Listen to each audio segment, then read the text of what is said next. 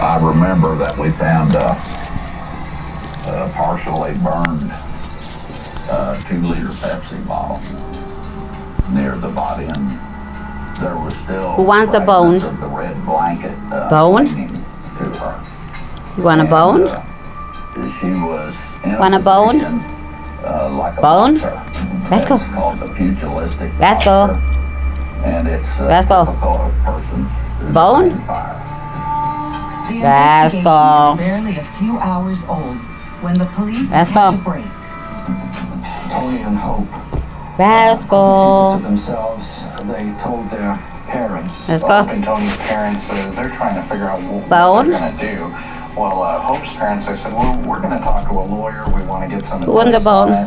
it. Tony's parents, they took her to the police station. They said, you know, you got to tell them what you saw. You got to tell them what happened. Bone? Lawrence, showed up at the Jefferson County Sheriff's Department just very shortly after we left the scene where the body was.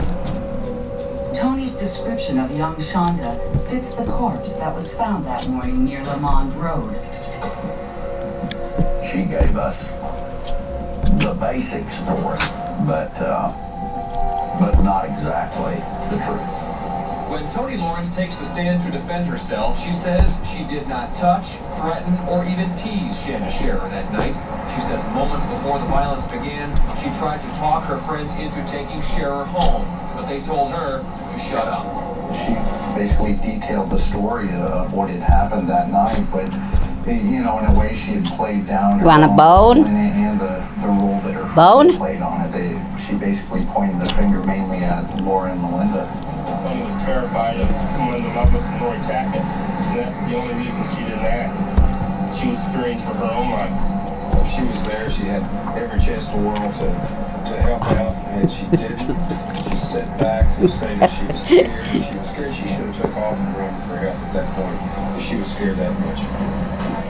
She more or less tried to distance herself from the actual burning of the girl, but she provided us with enough probable cause to arrest Melinda and Lori that night, and to identify Oprah if it is another thing. They all got lawyers right away, which was a good thing because it was such a major case.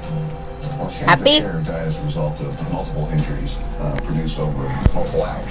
She was beaten, she was stabbed, she was cut.